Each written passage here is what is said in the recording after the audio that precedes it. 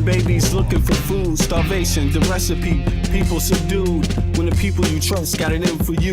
Deceit is the word of the day in every crew. Don't let it go, it's from the days of old. Time is up, but some still do not know. Can I make up my mind? Is it worth the dime? Do I have to take a minute just to make it mine? Life's never fair, but don't listen to the TV. Go out and take a listen to the streets with the people in the slums and the homeless bums with degrees and degrees sitting under a tree. It's not easy in the world for the poor man, the one that brought you to reality. See, they don't want you to know about the black sheep, leaving 7 roads to the 12 families all around the globe with an ancient code. Is it really asking a lot to say a death old? Cause we sitting on the earth looking back at extinct, and I'm standing on some ground that's about to sink. I ain't scared for a minute, I ain't about to blink, but I documented for the world what I see and think. Feel we on the call and I feel we on the break. All Congress gonna do is waste paper and ink. Vote or die, you voted and you'll die. You can have it both ways, can't say it's a lie. You can march all you want, but they playing you wrong. They only understand war, it's the same old song. They want war,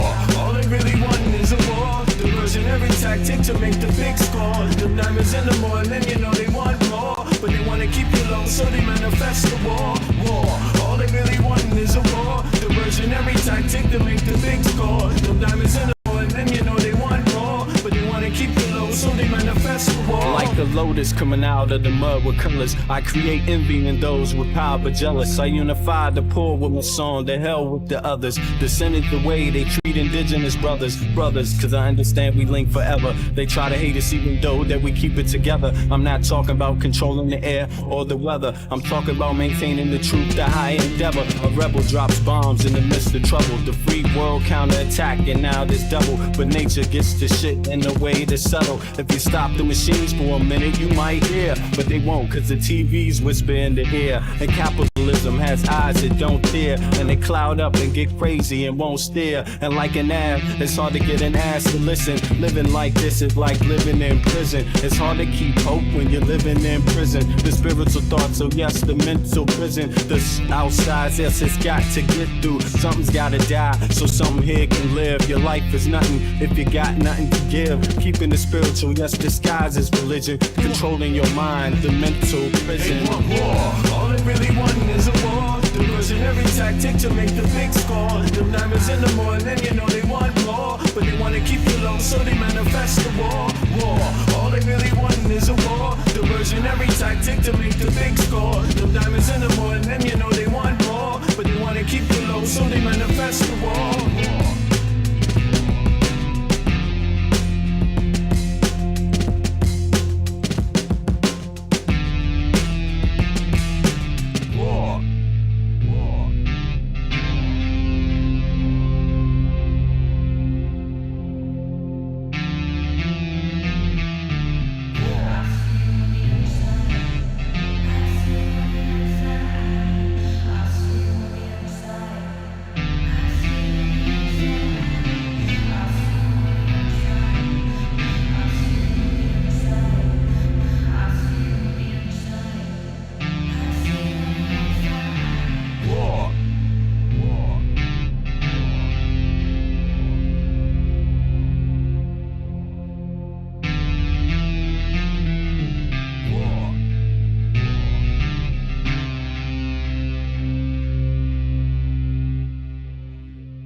Check 1 2 1 2. Yeah, we back at it again, everybody. I hope you had a wonderful, quote unquote, Thanksgiving for whatever you make it. I always wondered myself about the name Thanksgiving. It is, of course, something contrived. It's just so interesting. It's a colonial phrase, essentially a colonial holiday, you could say. And why is that? Because if you ask Native Americans, they might tell the story a little differently, right? And of course, a lot of people have their own spin on colonial history in the United States of America. But I think we could pretty much, most of us, understand it wasn't necessarily, this kind of exchange, simple exchange over the whole continent, and over all of North America. There was a lot of fighting and a lot of agony, a lot of agony, a lot of different directions too, but for people that celebrate that and just use it to come together with their families or do something positive, then I would say, I hope you had a wonderful, wonderful Thanksgiving. And to those of you that don't, like me, myself, it's not really a holiday in the Scandinavian. So in Europe, I don't celebrate it myself here, but I grew up celebrating Thanksgiving. And I remember my grandmother actually putting together meals and bringing family together, and family used to come from a lot of parts of the U.S. drive just to stop by on Thanksgiving. I mean, but that's how the older, generation got down. They used it as a moment to bring their families together. So you would see people coming from New Jersey to D.C., people coming from South Carolina, people coming from Atlanta, people coming Georgia. I'm sorry, people coming from New York, people coming from Philly, people coming from VA, people coming from all over to DC, getting together in my grandmother's house on Thanksgiving. So I remember the greens she used to make. And so, in part, I remember that. That's the thing that I, kind of enjoyed when I was growing up. I'm thankful for having that. If I could say thank you for something, I'm thankful for having that. And, but in any case, as we know, the world is full of a lot of other stuff outside of Thanksgiving, and when I think about Thanksgiving, I mean, I think about a lot of the things I think about Trump, because he doesn't fucking seem grateful at all. You know what I'm saying? He doesn't ever say thank you to the American people. And Trump, not only, and it's not just about the words, but he just doesn't seem, thankful goes along with grateful, and it's not just the words, it's actually how you engage the public. I mean, this guy was entrusted the most powerful seat on earth by the American people, 350 million voters. That's a big voting block. In terms of democracies, that's huge. That's significant on earth. And Trump doesn't seem like he's grateful. He doesn't seem like he has anything to be grateful for, and the guy is doing quite well. Like, he's doing better financially as the president than he was not being the president. By far, his family also. I mean, they've gotten, contacts and their movers and shakers, putting together contracts and bids for government contracts, government resources. I mean, they're doing quite well, but they will always tell you that the United States wasn't shit before Trump, will never be shit without Trump. I mean, they will tell you these kind of things. And that's the language of, in my view, of not being grateful for shit. And I really hope the American people do something about that.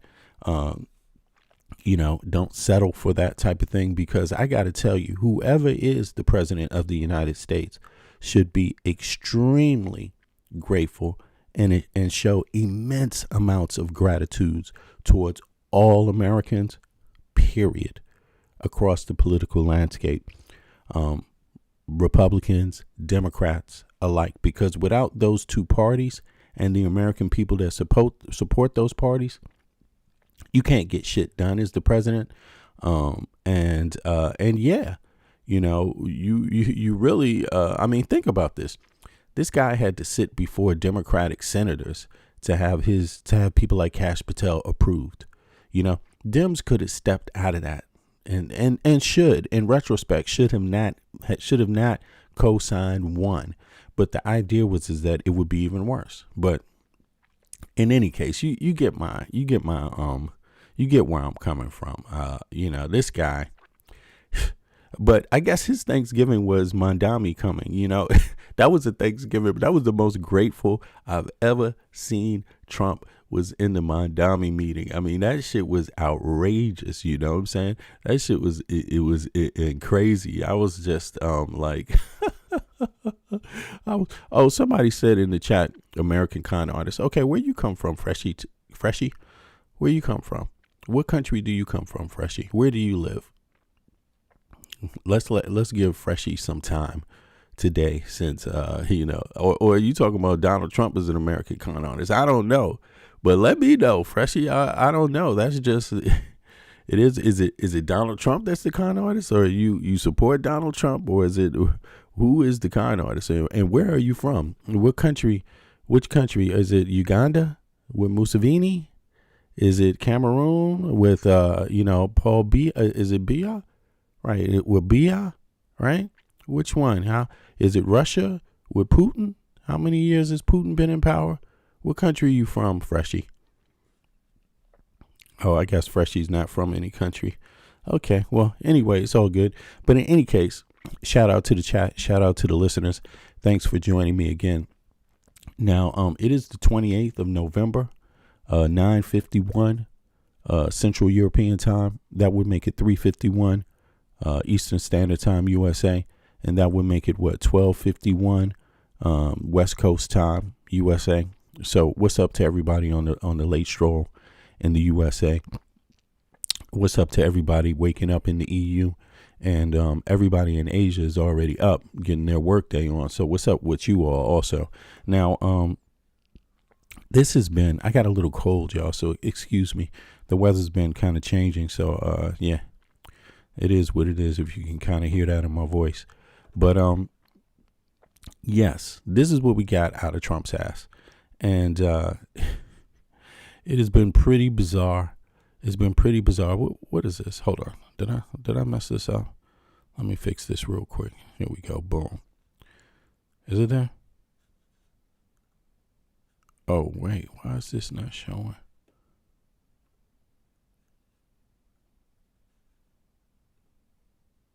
Okay. Do I have to do something about this? 2 seconds. Okay, it's not that, and it must be this. Boom. Here we go. Yeah, I hope you all can see that now. Now, here we go. Yeah, this is Trump. Trump had some beautiful words on Thanksgiving. He was quite gracious in how he answered questions in the White House, as gracious as ever. And, this is just, it's very telling. It's very telling. Number one, Trump, he is the one. Reports are saying Trump is really the one who it's him who also allowed the Afghanistan person who shot the 2 National Guard members. It's part of his policy as well. And of course, Trump doesn't like taking accountability for his role in anything. It's always Little Orphan Annie's role, or Obama's role. The aliens did it. It's always something like that, or it's Hillary Clinton drinking blood on Epstein Island that's to blame. It's always that with Trump. But in any case, this is his offering to the American people regarding this dynamic here. Let's see here. When asked about it in the Oval Office, he didn't seem too happy. Very much. Thank you. Thank you for support, President. So that concludes the presentations. If you have any closing remarks, that'll be it. Well, I do have closing remarks. I just want to say how proud I am. You look at the people that we just dealt with. These are the top people in our country. Oh, and do me a favor, smash the like button if you don't mind. Thank you. Beautiful people, inside and out. They're brave, they're smart, they're brilliant. And I just want to say it's an honor to be with you. It's an honor. He's just closing up, making last statements with the National Guard, and then he's going to take questions from the reporters in the room. Honor to be working with you. We have the strongest country we've ever had. We make the best equipment in the world. What's we have up, the Lena? best military in the world. Nobody can even come close, and everybody knows it, and they respect us now again. A year ago, 2 years ago, 4 years ago, 3 years ago, they didn't respect us at all. They laughed at us. Nobody's laughing anymore. So I just want to thank. No, nobody's fucking laughing anymore, but they're not laughing at their check. They're not laughing at their bank accounts. They're not laughing at the price of foods. They're not laughing at the price of utilities. They're not laughing at anything anymore. I mean, before, Americans were doing okay and fucking like really just up on their heels, like complaining like, man, this motherfucker Biden better get me some more. He better get the shit together. And now they like, God damn, where is Biden? They're like, what the fuck did I do? Thank you all very much. I'm very proud of you. Thank you. Thank you. I mean, hey, everybody has the right to criticize any president, any public figure. You have the right to. They are servants. They're public servants. They're paid by your tax dollars to better your life. That's what they're there for. That's their only job, to protect and serve the American people, all the citizens together, right? And so I'm okay with criticizing. I'm okay with criticizing, legitimately criticizing any elected official, period. Not just the president, but any. And by the way, not only that, but you could also say organization or union, officials, people that are elected and appointed. That's a democracy. That's how it works. That's not a bad thing. You can give constructive criticism, but when the criticism is kooky and wacky, and now you're forced to face that kookiness and wackiness, like, I'm sorry, I will take Biden's old ass. I will take his old ass, even if he had an auto pen, which I do not believe really, but even if he did, it's not a big deal, right? I would take Biden any fucking day of the week over this clown. Brainy, NY, what's up? The dog, what's up? Brian, NY, what's up? Look at, I would take Biden any fucking day, and there's nothing wrong with that. Don't be so biased. Don't be mad. Don't be so deep where you can't admit, like, yeah, this motherfucker is worse than Biden. He's worse than Biden. He's worse than Kamala Harris. He is far fucking worse. Now, yeah, the economy didn't bounce back as fast enough as it should. Maybe we could have got some checks. Yeah, maybe. Yeah. Why not? I mean, if you think it's up to what the American people think, by the way. It's not my choice. What the American people think, it's always right. But they put Trump into power, so that lets you know how right can really be, and how wrong how wrong you could be when you're right. You ain't never been wronger when you was right about this. When you said, hey man, Biden, come on man, give me that check. This economy's not bouncing around fast enough. You were right. It's not bouncing around fast enough. And then you went and you elected this guy. You could have never been wronger while being right. That's all I'm saying, you know. That's what you got to live with. But here, it's coming to an end. The good part is no one lives forever. Trump is also old as fuck. He's losing his mind. But at what point are people going to say, family members going to say, yo, Trump, you're losing your goddamn mind, man. Come on. Don't do this to yourself. Give us the power. Let us fix this shit for you. Turn over things, the assets. Turn it over to people that know what they're doing. Please don't destroy yourself like this. Because an old person losing their mind can fucking do a lot of harm. Can do damage. Trust me. And if you're not willing to go get psychological help, if you're not willing to go, if your doctors ain't honest with you, secondly, that's another thing. You cannot tell me that Trump has not already been told something bad from his doctors. This is bullshit. There's something not working right there. There's something that you need to govern any type of job, to be any type of leader, to be the leader at Copymat, to be the leader at the goddamn hot dog stand. There's something Trump is missing upstairs in the brain that will cause his hot dog stand to fail, and it's medical. And but in any case, let's let him talk. Very much. Okay, we can cut that then. MD. Hello. Hello, good to see you. Thank you so much. Happy Thanksgiving. Thank you. You too. A question about this tragic shooting in Washington, D.C. U.S. officials say that the suspect worked very closely with the CIA in Afghanistan for years, that he was vetted, and the vetting came up clean. He went cuckoo. I mean, he went nuts. See, that's a cognitive issue. The question was not about did he go cuckoo. You see, it's just that simple. And what do you expect journalists to do? Not ask journalistic questions? See, we didn't know that. We could assume he was vetted. Everyone knows that. There was some type of vetting. Everyone, if you follow in the news, everyone knows that the people that were on the side of the U.S. They worked for the U.S. government in some capacity, or they worked for the Afghan government, or both. Or both. That was the situation in Afghanistan. That was the situation. The people that had proximity to those airplanes, those were people of somewhat high status, even if they didn't look like it to you culturally, to you, right? Even if they didn't wear Gucci or, Prada, didn't go down this, to the airplane with a Prada bag. That's not their culture. You see what I mean? So they might have looked a little different, but it is what it is. Now, there's been loads of reporting on this already.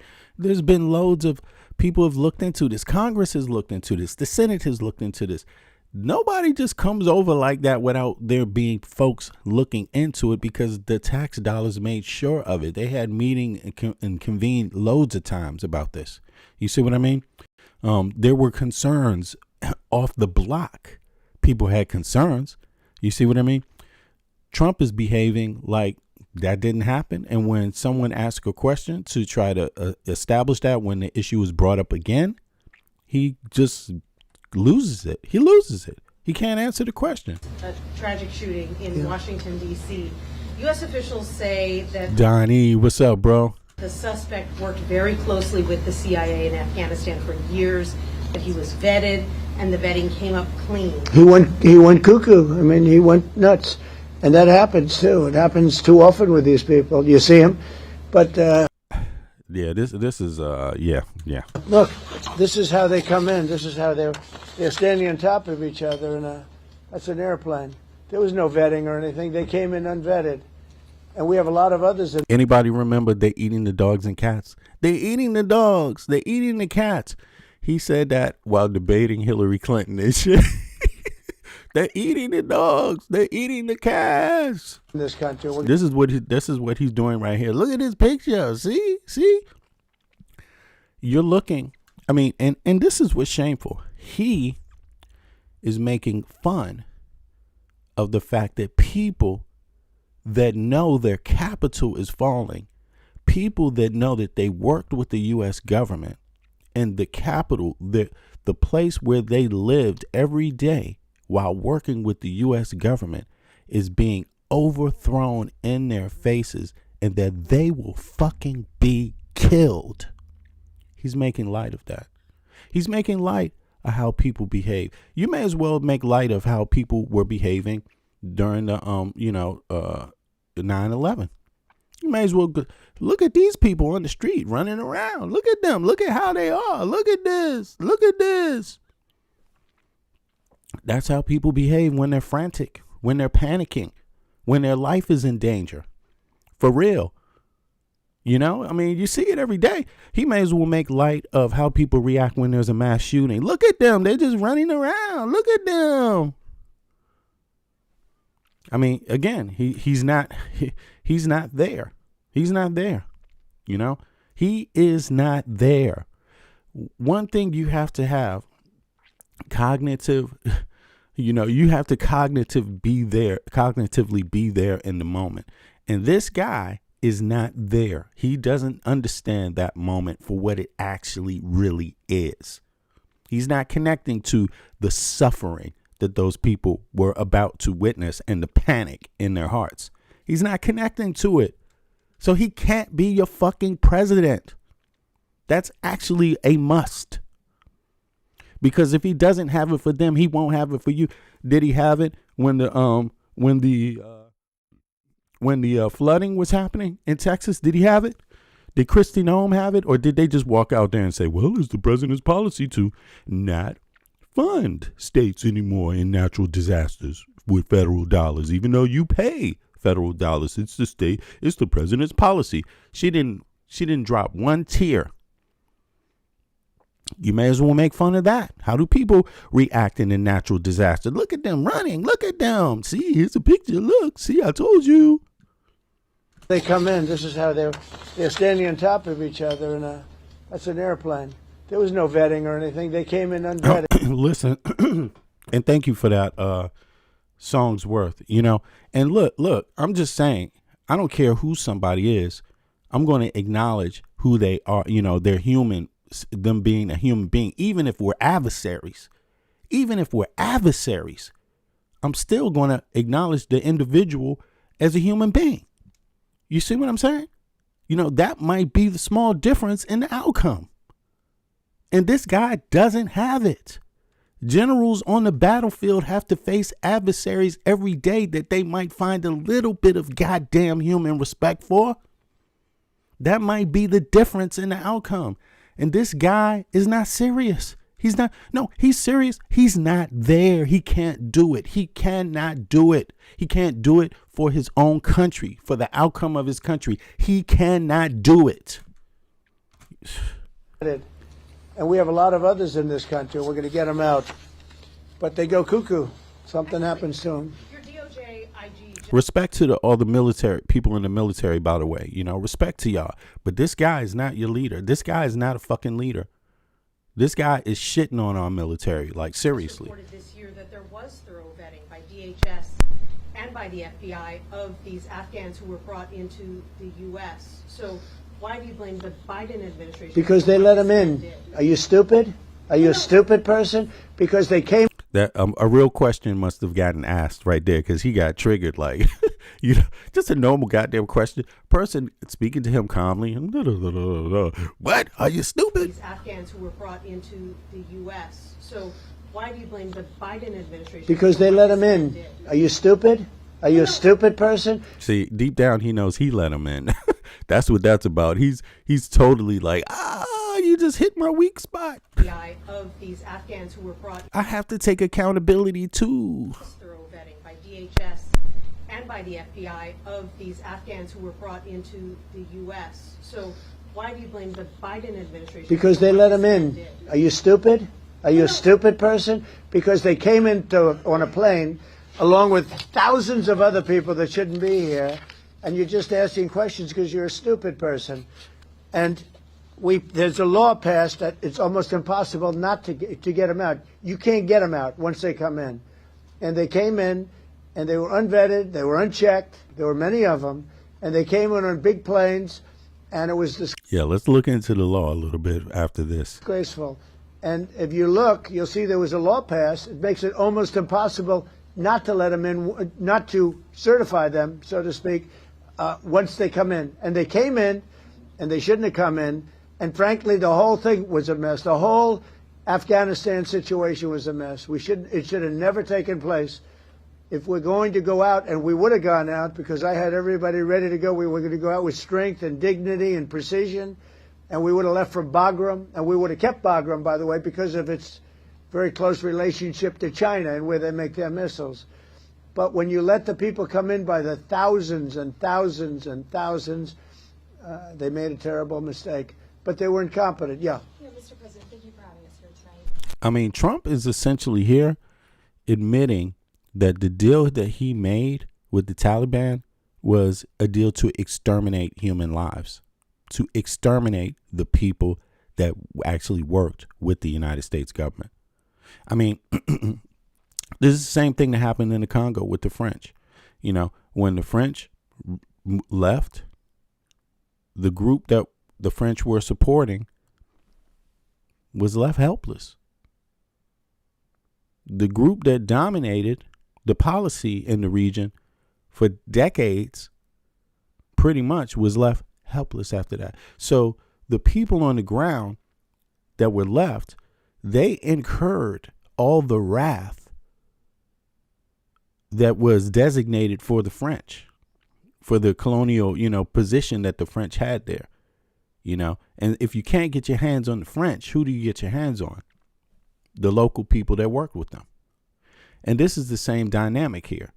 You see, there's loads of people that was working with the U.S. government that were against the Taliban and supported the U.S. government and NATO being there. And when you pulled out, there was no plan for them. When you know that the other group is going to be out for revenge. Is this good U.S. policy that Trump is suggesting? Is that the U.S. Is that a type of policy that strengthens U.S. resolve around the world or weakens it? It weakens it.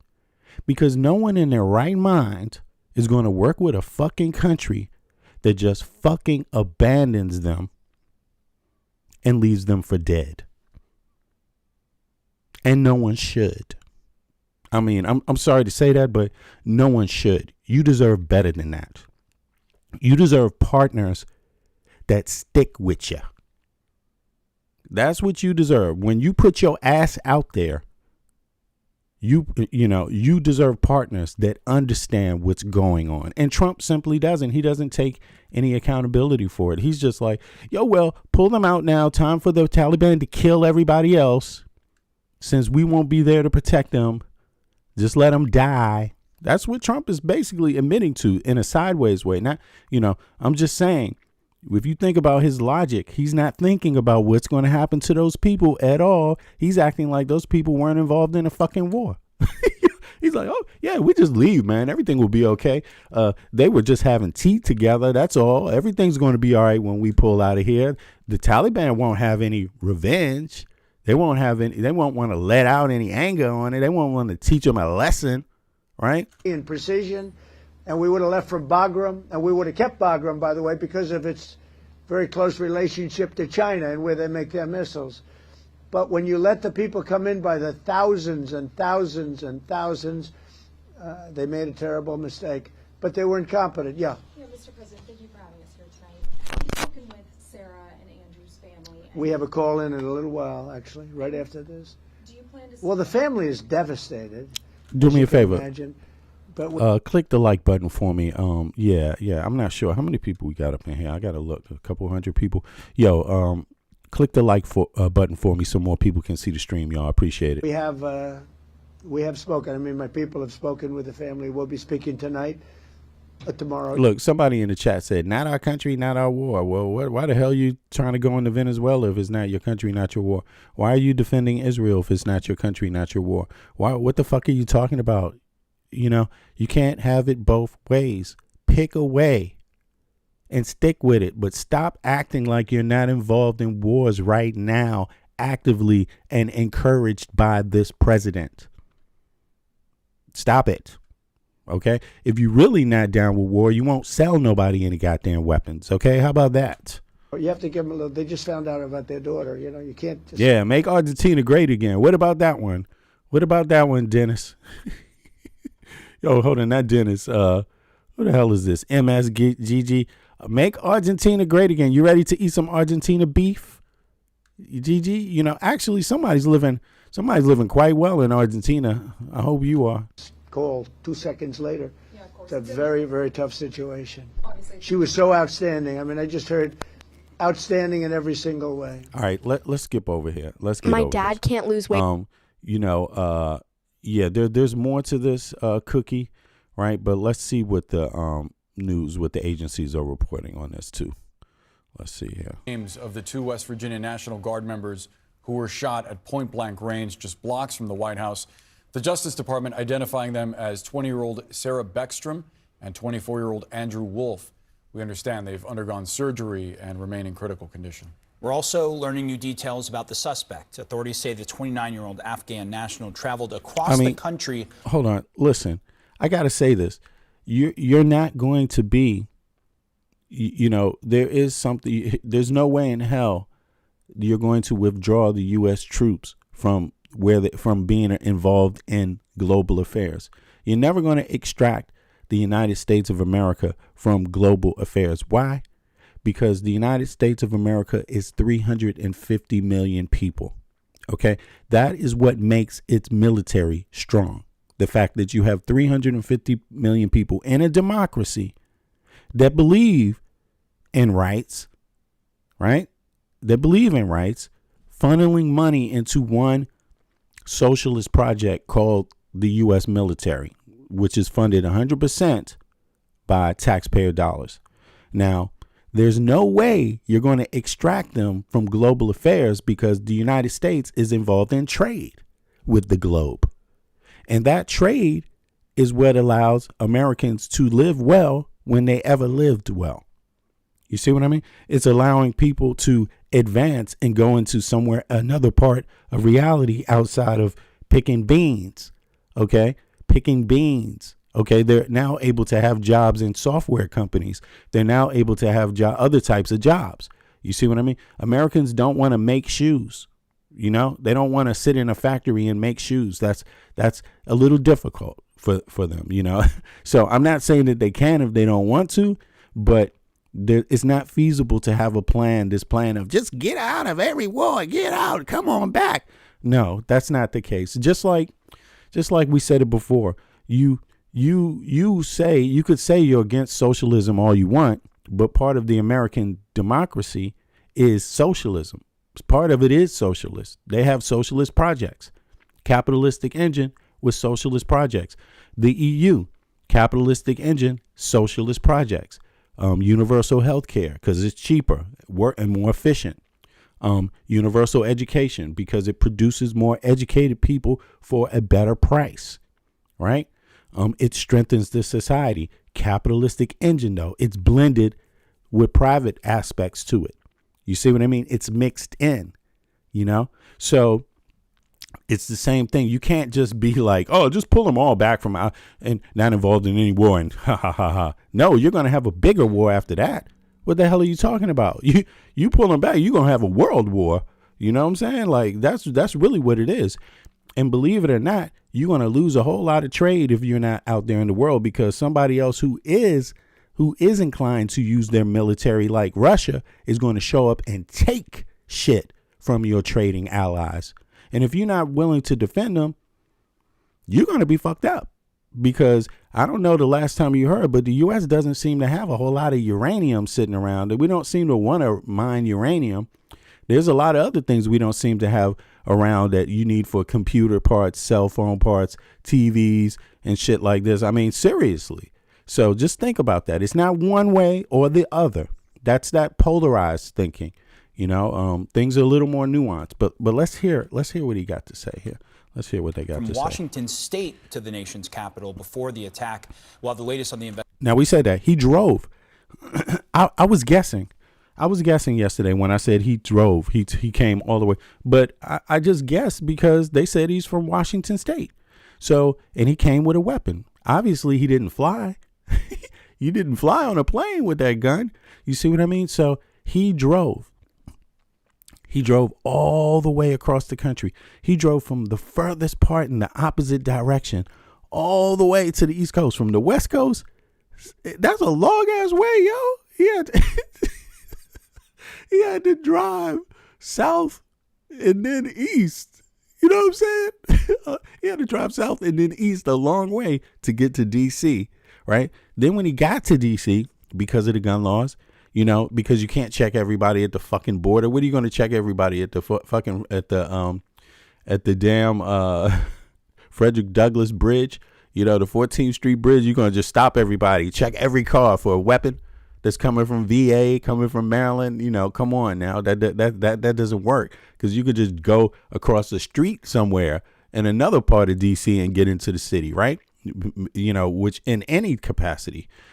So here's the thing. The gun laws allow a person to drive. You just throw that bad boy in, you know, you just take the bullets out, take the clip out, lock it up in your car. You can pretty much drive a whole lot across the country pretty much. But when you get to DC, if you're going to stay in DC, if you plan on using it in DC, you're first supposed to register it. This is what I've gathered so far. You tell me if it's different. But we were looking at this yesterday. Live. We went through the information. But correct me if you got some other information. Now, apparently, when you show up in DC, if you have that weapon and you possess it, and you want to possess it legally, you're supposed to immediately report it and ask for a license to keep it. Right. And then until then, you're supposed to keep it locked up or whatever. Right. But you're supposed to report it before you even plan on using it. But come on. Once you get it into DC, obviously, if you're planning on using it, then you're not going to report it. You're going to show up to where you need to use it and you're going to shoot somebody. That's the gun laws in America for you. That's how it works. And you've seen that happen. You've seen plenty of people, Black Lives Matter thing in, where was it, Minnesota? You saw a guy take his gun, go out in front of the public, announce, I'm taking my automatic assault weapon, and I'm going to another state because I don't like their policy, and I'm going to, if I have to, use it on some people from another state. He didn't have any issue with, they sat in front of the American people and was like, yeah, he had the right to do that. He had the right to go from one state with his weapon to another state and walk around with it opened. He's like, what the fuck? This are the American gun laws. I'm pretty sure this guy legally possessed that weapon. I'm pretty sure. And keep in mind, if he didn't, it's still easy to get a weapon because weapons are proliferated all across the United States, legal or illegal. Keep in mind, illegal weapons have the same starting point as legal ones. The manufacturer and the seller. Investigation in a moment. But first, I want to get to CNN's Brian Todd, who's live at the shooting scene. Click the like button for me if y'all don't mind. It helps more people get see the stream. And Brian, that's how YouTube works. Most of my users are above 35, so I had a little learning curve myself with how YouTube works, and it's true. That's why I'm starting to say it more, because I know a lot of my listeners, they don't really know that clicking the like button actually expands the message to more people. So do that for me, those of you all that are listening. Appreciate it. You're learning more about how this attack played out. That's right, Omar and Boris. We have important new information this afternoon on how the attack played out. We're going to get to what Jeanine Pirro said about that in just a second. But first, we have access here that we have not had before to the actual spot where the shooting occurred. I'm standing at the spot right now. And if you come over here with me, our photojournalist Jay McMichael and I are going to walk you over here. This area here, excuse me, ma'am. This is the bus shelter where, according to officials, at least one of the guardsmen tried to take cover at, and you can see that a plexiglass panel here has been shot out. You can see the fragmented glass up there. This panel is gone, and I'm going to walk you over here to this planter. It appears here that there is a bullet hole here that entered here and exited here of this planter. Now, Friars asked, does anybody know what his motive is? Yeah, that's a good question. I don't think they know yet, but pretty soon you will know. But from what I gathered, Trump already started kicking out. ICE has been kicking out some of these Afghans that came for humanitarian purposes, people that worked with the U.S. government, like literally. I think that's what it's about. But again, it's just my thoughts on it. I need to confirm it. But take a look at this, though. Let's look at this part. Forget the legality of it. Forget whether the gun is legal or not. Forget all of that. Look, D.C. is the most, before the National Guard was there, is the most heavily policed area on Earth. On Earth. You have to understand that. There is more police per square foot in Washington, D.C. than any other place in existence, including the universe, in case you want to know. That square block area even has more than that. That's the most heaviest concentrated area of police. So the mere fact that you can't stop one person from showing up and shooting somebody with that many goddamn police, federal agents every fucking where. Everywhere you look, left, right. It kind of shows you, to me, it tells me something about this. Like, you have a problem with gun law because you cannot stop this type of crime the way it is. You cannot. Okay. And even Charlie Kirk said, hey, fuck it. It's just the price you got to pay for the gun laws. That's what he said himself. And people praised him for it. Trump even praised him. Yeah, Charlie Kirk. Whatever happened to Charlie Kirk now? Is it a price you pay for to have gun rights? Is it, or is it not? Was he right or was he wrong? But this shows me that no matter what you do, you still got one problem, because anybody can get pissed off in the United States of America any goddamn day of the week, and they all got a goddamn gun somewhere near them. That's what you're dealing with here. And I think if people don't wrap their heads around this one, I mean, the post office guy who lost his job ain't going to make his mortgage, he's going to lose his house and his family. He went up to the post office and shot a whole bunch of people up. That's how he did it. He was an American citizen. He didn't come from Afghanistan. He came from good old Appalachia, America. I forget what state. Little boy, American citizen, shoots up a school. He didn't come from Afghanistan. Columbine didn't come from Afghanistan. Most of the mass shootings, none of these people come from no place overseas. Most of these mass shootings are American citizens. The person who shot and murdered, assassinated Charlie Kirk, good old red-blooded American. Ohio, raised to use an assault weapon as a child against another human being in the United States. Raised to do it in a Trump town, in a Trump family, with a Trump grandmother serving him grits and gravy, or maybe not gravy, sausages every goddamn morning, saying, "Hallelujah, Trump." You know, I mean, you ain't gonna, I don't see what you're gonna do about this one, you know. You can take it out on the Afghanis all you want, but somebody else is getting shot like this. I'm just telling you, and it ain't gonna be from Afghanistan. Planter over here.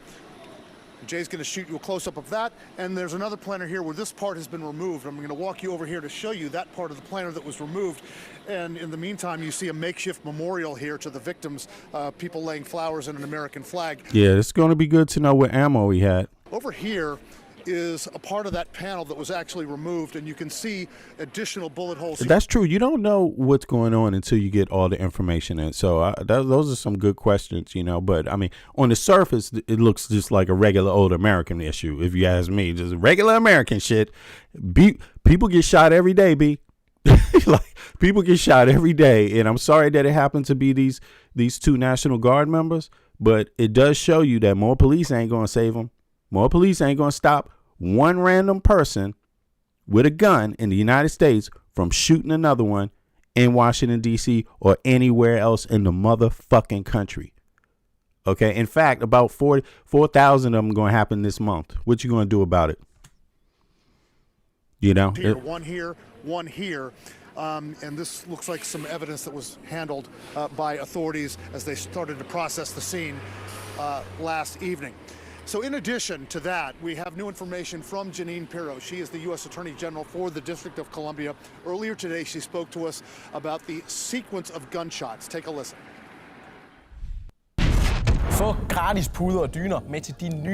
Yeah, she talking about the sequence of gunshots. I mean, she almost sounds like she gets off on this shit. Like, wow, it was like, bow, bow. I mean, let me fix something real quick on this screen. I see something's a little off. Boop, boop, boop, boop, boop. Give me 2 seconds, y'all. I see the questions coming in. The dude worked for the FBI. Now he worked for the CIA. He was working with the CIA in Afghanistan. So he was a person that was going out there collecting evidence against the Taliban and others in Afghanistan. You know, that's what he was doing, and it's really, really sad that you know, they're going around trying to kick these people out. But that is what it is. That's the moment we live in right now in the U.S. They don't want people that help the U.S. government in the United States of America. And so that's what's going on right now. You know, it's a political moment for the U.S. We just have to see it through, see what's going to come of it. But I really don't think much is going to change. I mean, I think it's going to force Trump to review the U.S. policy.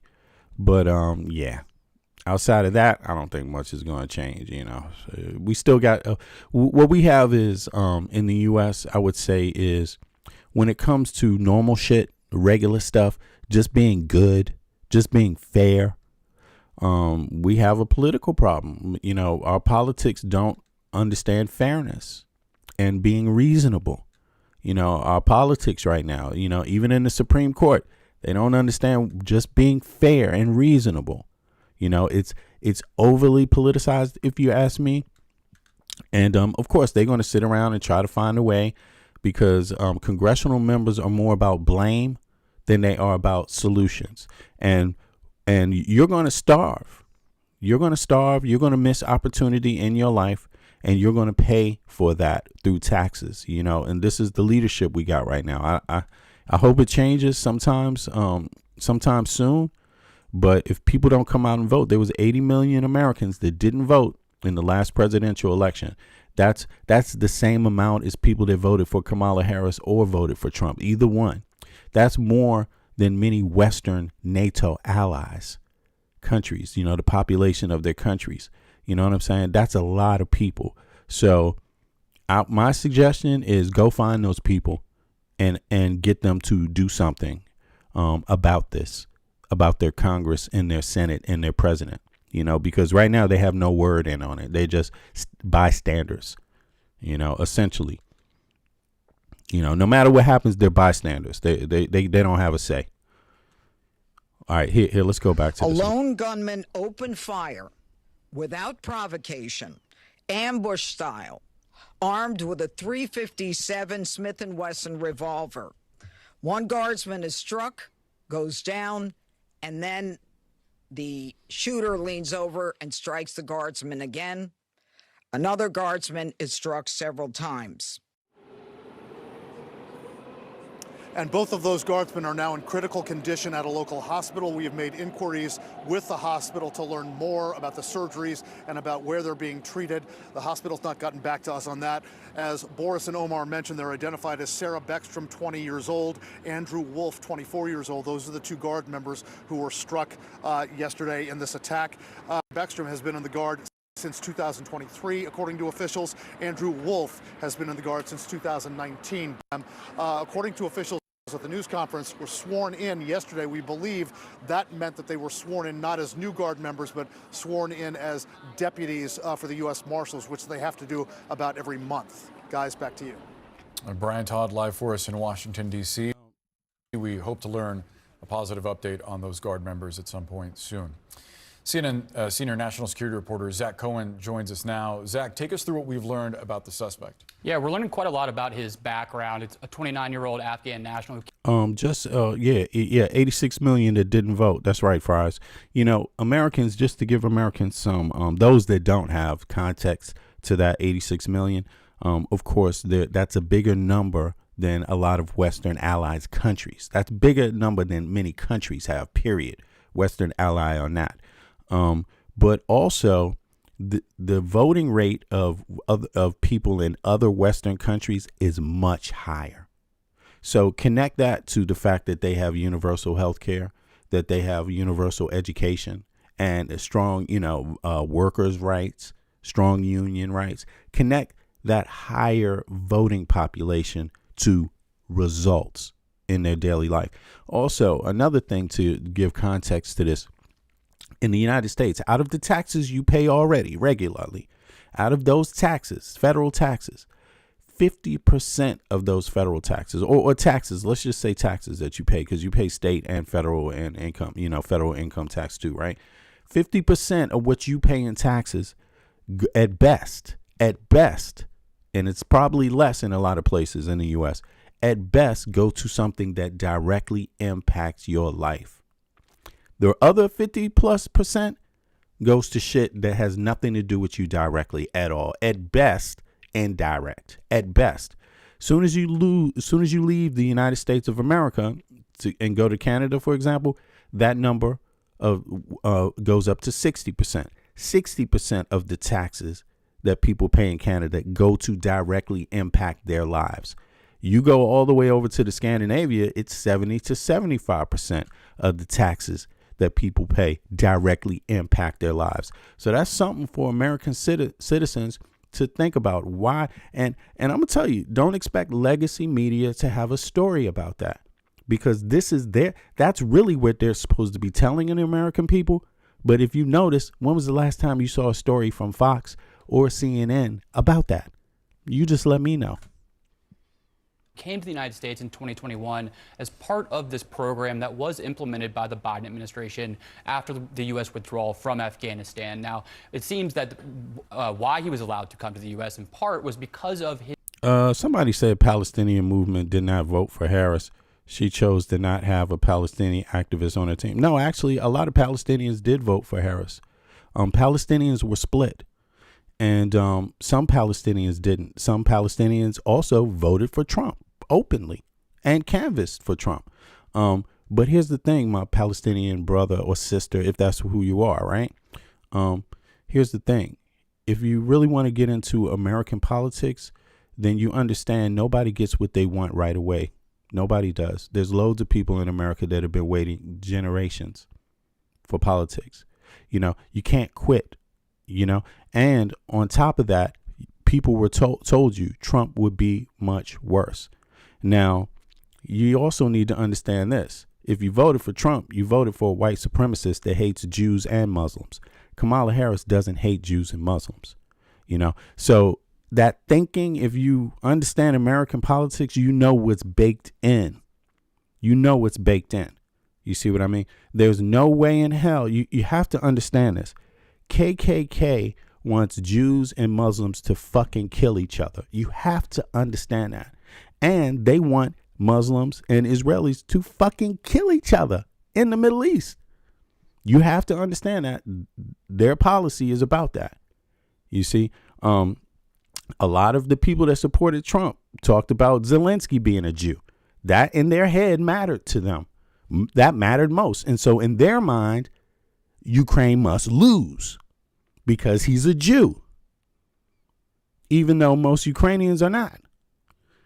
You know, you just got to keep it real about this. Just keep it real. You could vote for things, but don't play dumb. You know, Kamala Harris may not have had a Palestinian activist in her circle. Okay.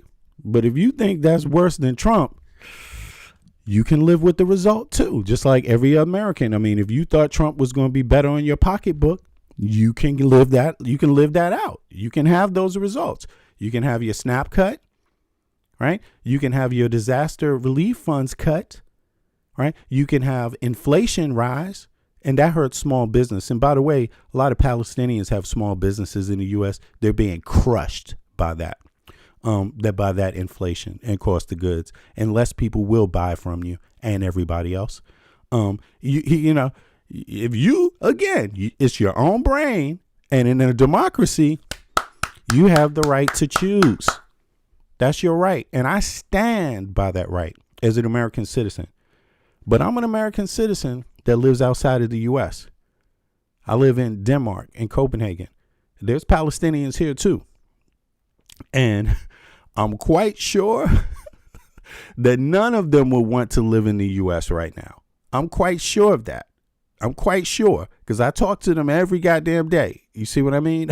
There's a lot baked into this thing. You know what I mean? And you just have to recognize no matter how messed up the politics are, you also have to recognize what good you have, if any. And it's not a joke. Even if it's a tiny bit of good, recognize it. MAGA people do it all the time. They say, look, at least Trump is harassing foreigners like you, Palestinians. At least he's snatching your babies up. At least he's snatching Hispanics up. At least he's being a bigot. Fuck it. That's worth everything else. That's worth, I'd rather lose I'm okay as a MAGA supporter with losing my house and my mother, you know, dying because she can't get adequate health care. I'm okay with that as long as they harass you niggas. And you Parka and you others. That's what's baked in the vote for them, too. They vote that way. So, I mean, I don't vote that way. See, I voted for Kamala Harris because I understood, even though she was part of Joe Biden's administration, that she had a slightly different view, that there were some nuances there. A lot of people didn't recognize those nuances. Some Palestinian voters didn't recognize those nuances. It is what it is. Work with the U.S. military and CIA. He was, our understanding, he served in an elite counterterrorism unit that worked directly with Denmark. What is he talking about? Denmark and Canada are constantly at war with each other. Yeah, okay, yeah. You can believe that if you like. With U.S. intelligence and military units in Afghanistan, including active combat against Taliban forces. What? Oh, hold on, wait a second. Are you talking about? I think you mixing that story up. You might be talking about this little island No, there's something else. That's yeah. But anyway, at the time, and so there were thousands of those individuals who served. That's a good one. It's an island. It's an island, yo, that they actually dispute. It's true. Denmark. I think it's Denmark and Canada dispute an island, you know, actually, and they have a long-going dispute where they each year one tries to take the flag down on the island and replace it with another. But it's just at this day and age, it's just a joke. When they take the flag down, they leave a bottle of schnapps. That's the tradition, you know. Roles that were evacuated when the Taliban. Yeah. I'm an American citizen, but I live in Denmark, though. You know what I'm saying? So that's the context I'm bringing to the conversation somewhat, so American citizens can kind of know a little bit more than what CNN and Fox tell you about the tax system in the Scandinavian and tell you about you know, how things are going on. No, Denmark's not a socialist country, and this is what they like to call. The U.S. likes to call it a welfare country because it has universal health care and universal education. So they put a stigmatized term on it, but Scandinavian people call it the Nordic model, capitalistic engine with socialist policies, some things here and there, but it's not socialist. You know, it's a mix, you could say.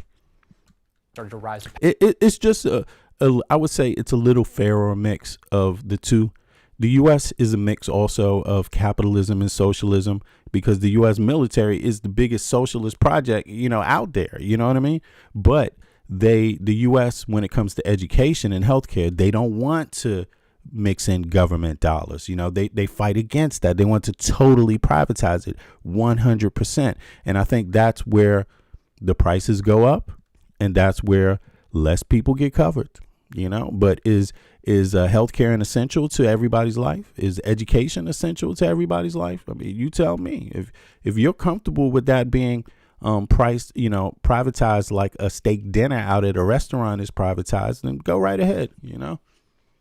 Power after the U.S. left, and it appears that was the basis for his immigration into the United States. Now, of course, several layers of vetting and took place after he got here. He was only temporarily allowed to come here at first, but his background with the CIA and the intelligence community does seem to be the basis for his travel to the U.S. So what was that vetting process actually like? Because obviously there were a lot of Afghans that were coming. Now, they're talking about the vetting process, you know, and you know, believe it or not, Trump, he's also a reason why these folks are here. You know, I mean, he passed some laws, but he also passed other laws. You see, he made executive orders, but he passed laws. So you got to ask yourself, what supersedes what? Does a law supersede an executive order?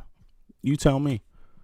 Over as part of that Operation Allies Welcome. Yeah, by all accounts, it should have been very extensive. We know that in that initial process, he would have been vetted by the U.S. government, including the CIA. And then once he was granted temporary asylum, as he applied for permanent status, he would have gone through a variety of different layers of vetting. Those include identity and background checks, biometric vetting, in-person interviews, assessment of an individual risk, and eligibility under U.S. law. So that's several layers. And it's important to remember, too, the ultimate approval and of his asylum application was granted under the Trump administration in 2025. Important in the context of the president and allies saying that this was the policy of the previous administration to let folks in without vetting. Important to keep that in mind. Zach Cohen, thank you so much. Let's get some perspective now with Donnell Harvin. He is the former head of Homeland Security and Intelligence for Washington, D.C., also a member of the faculty at Georgetown University's Emergency and Disaster Management Program. Donnell, thank you so much for being with us. Happy Thanksgiving. We're grateful that you could share some time.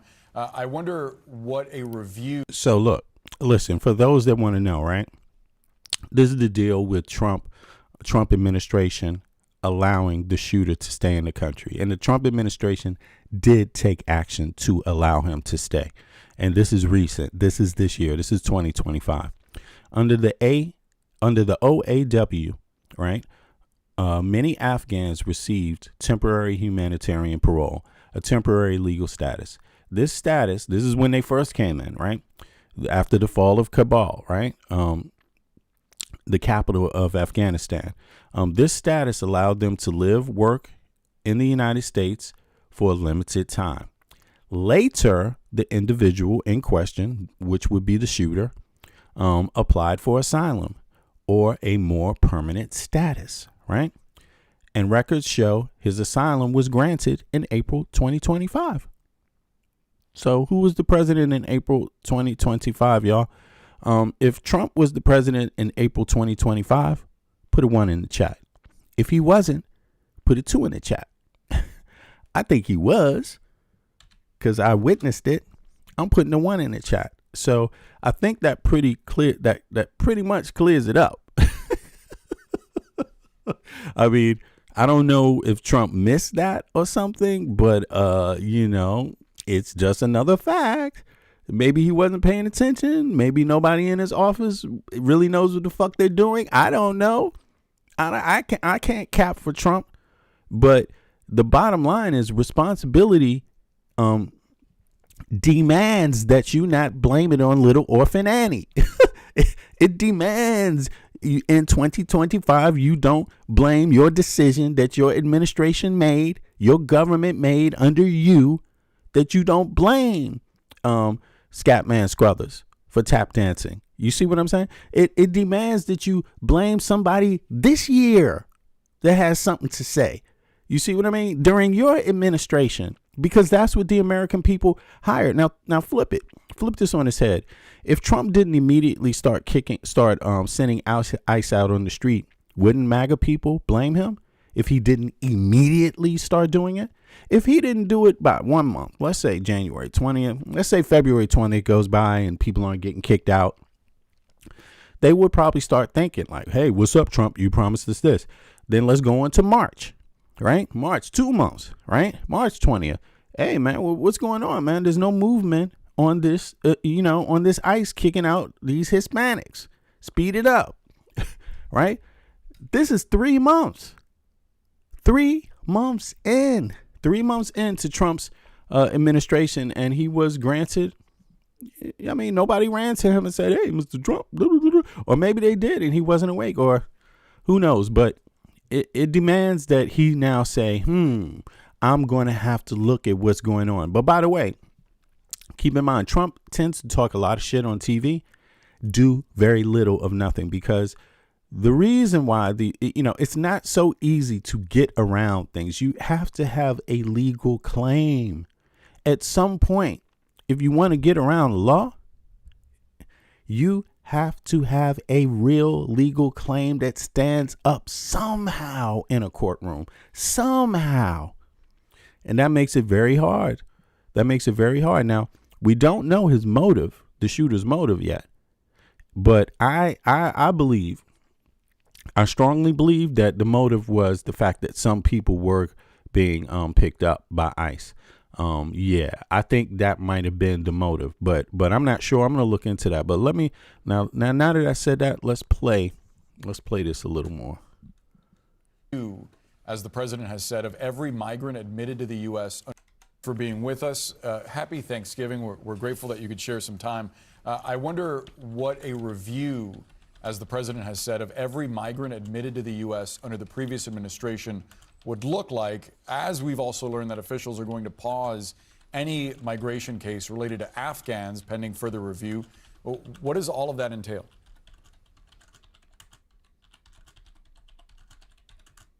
Oh, wait a second. What happened? Sorry about that. What's going on? Here we go. Okay. What does all of that entail? That entails any migration case related to Afghans pending further review. What does all of that entail? That entails going through and interviewing quite possibly anywhere from 70 to nearly 100,000 people, depending on what reports you read. It's got to be very clear to the audience that, these Afghan asylum seekers who've come over have committed crimes at such a low rate. I was unable to find any major crimes that were committed by these individuals. These individuals and their family members serve the U.S. service members abroad, help save lives. In fact, there's many documented cases of former service people going over to rescue them even after the evacuation. You got to understand that there's many of these people currently working on projects against terrorism. You see what I mean? And why? Because they bring their expertise to the table, right? Their network, their knowledge, their language skills, because there's several different languages that Afghans speak. You see what I mean? And also, they're not only assisting in regard, because of those languages, assisting in terms of intelligence, maybe spying, things like this regarding Afghanistan, but in other nations like Iran or, you see what I mean? So they're doing, a lot of them are actually, really doing real time work right now, So, but what I was able to find here, sadly enough, is that there are reports of Afghans who came to the U.S. After the fall of Kabul that have been detained or targeted by ICE and face deportation proceedings even before the recent shooting. So, so according to the late 2025 report, tens of thousands of Afghans are in the U.S. without permanent legal protections, right? So this is an executive order that puts their family members in line with this, right? That executive order puts a lot of people in line that basically are allies of the U.S. or were allies, because after this kind of shit, it kind of fucks up things, right? You're going to be hard pressed to find too many American citizens that speak any of these languages. Education costs money in the U.S., so it's a privilege. It's not a right. Are in the U.S. without permanent legal protections. Many have arrived under resettlement programs after Kabul, right? The report describes individuals like Mustafa, once evacuated under the post-Kabul resettlement efforts, right? So he was evacuated from that, you know what I'm saying? Resettlement efforts, right? Federal detention via, right? Being held in federal detention via ICE for months. Let's see here. Is that the same guy? October 2025. Trump administration deports tens of thousands of Afghans, right? Another case, a former Afghan interpreter who worked with, that's you can find that in Inkstick. That's an Inkstick story. Another case, a former Afghan interpreter. Right, I said many interpreters. They speak different languages that Pakistanis speak, that Iranians speak. And if you want to be bombing Iran, you might want to know where the bombs are, where their nuclear facility, and how you going to do that if you don't speak one of their languages. How you going to listen in, right? Afghan interpreter who worked with U.S. forces are reportedly arrested by ICE in mid-2025 during a routine green card biometrics appointment, even though he had pending special immigration visa SIV case and no criminal record. A federal judge later intervened and prevented his deportation. But again, but see, you got to understand that. Federal judge intervened, but ICE is against that. This administration is against federal judges intervening. And they've stated that publicly numerous times.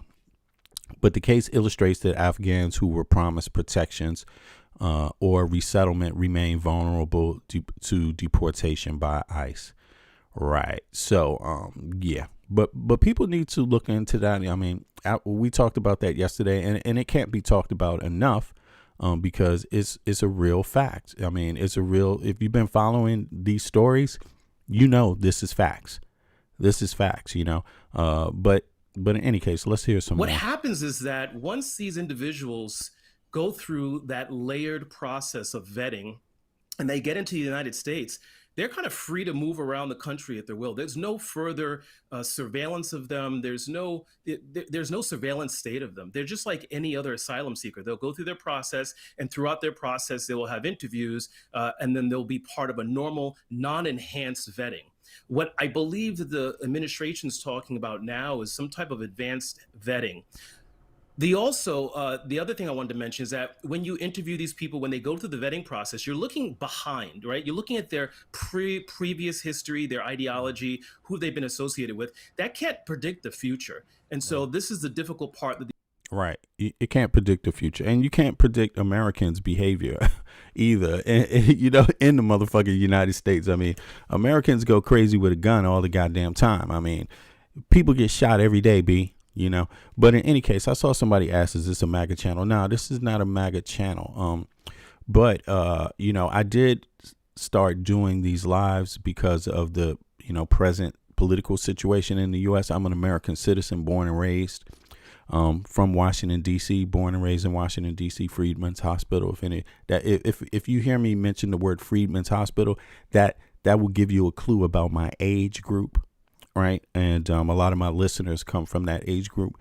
Now, but having said that, both sides of my family go back to the colonial period in the United States. But I happen to live outside of the United States. You know, I live in the EU. I live in Copenhagen, Denmark. So that's why I do this, to give, my American listeners also and my countrymen some different perspective on this stuff, especially when it comes to these attacks on universal health care and education, like, being part of the tax program. Like, that's bullshit. The stuff that they're telling you and selling you in the United States about European nations, it's bullshit. Okay. And you could examine this bill they just passed. They claim it's about Mandami, but they went out there and made a bill against socialism, and they didn't mention one European nation. They mentioned Mao under China. They mentioned North Vietnam. They mentioned Russia and the USSR. They didn't mention nobody else, because they know it's bullshit to call European nations socialist nations, because they're not. You can have your universal health care and universal education without being a socialist nation. You can, because it's already been proven. Why the U.S. doesn't have it? But you got a socialized military, though. But in any case, for those of you that ever, been to D.C. or know anything about D.C., this is a book called Pump Me Up, right? It's a book about D.C. subculture, right? It's written, right, you can see here, by Roger Gassman, Joseph, who else is he? Joseph Patterson, and Eiley Brown, right? So I would say pick it up. Some of my homies, me and some of my homies are in here, Sir, Grizz, and many others, born and raised in Washington, D.C. And I was also in the Cool Disco Dan documentary, for those of you that know about it. So, just as a reference. But I live in Copenhagen, Denmark, as a grown ass man. And so that's some of the perspective I bring. So let's go back to the this. administration finds himself in now. Yeah, especially as we've seen so many cases of people being radicalized through a number of different means, if this in fact turns out to be terrorism. And that leads me to the next question. How is it that officials determine a motive accurately here? Because you have the administration saying that this was terrorism, but the investigators themselves have to piece that together to show evidence of it. Yeah, in the absence of the surviving individual who's now under arrest cooperating, all reports saying he's not cooperating, they can still piece together their background, who they communicated with. Boris, you and I have been on this topic for many times. Yeah. Invariably, many of these individuals who are radicalized and mobilized to violence have some type of breadcrumb trails. We call that leakage.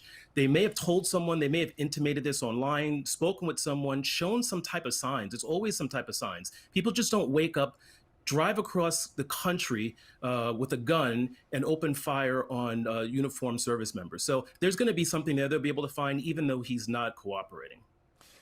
Yeah. I don't think it's, somebody asked, did it cause terrorism? Is therefore, well, I think the United States government has a issue defining terrorism, watching from abroad, because let's say when an American citizen goes out and shoots up a school, they don't want to call it terrorism.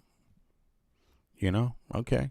So what's the difference between, that and if this guy did it because Afghans like him or his family members that escaped the fall of Kabul are now being deported by the U.S. government because of Trump's executive order, which means if they get deported back to Afghanistan, they're going to die. You got to understand that.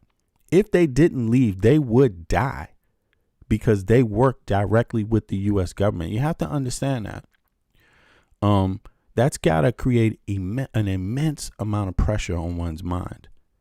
Now, if you want to call that terrorism, then what about all the other shit in the U.S.? People lose their mind every goddamn day and go out and shoot people. Is that terrorism? Is it, I mean, shit is happening to U.S. citizens every day they don't want to call terrorism by other U.S. citizens. It's like they had a hard time just defining domestic terrorism. People don't even want to say that goddamn MAGA is terrorist. You know what I'm saying? They don't want to say that, but they kicked in the motherfucking door of the nation's capital. Police officers died. They did it violently. They don't want to call that terrorism. So I think you got a problem now, because when you don't define an invasion of your own capital with people threatening to kill the vice president with a hangman's rope, like literally calling for his death, threatening to kill Nancy Pelosi, one of the leader at that time of the Democratic caucus. When you don't want to call that terrorism and it's a political act, you pretty much lose the terrorism definition battle. You pretty much lose it. Because you can't keep saying terrorism is political. It's only a political act. It's not a social one. It's not when you hate black people and shoot them. No. It has to be political. Okay, well, in this case, they wanted to overthrow the goddamn voting. The election called for the death of the vice president and the leader of the Democratic caucus to achieve their goals. And that's not terrorism. And then you pardon those people. I'm sorry. The U.S. has a lot of work, because you just keep trying to stretch and make excuses for shit. Okay.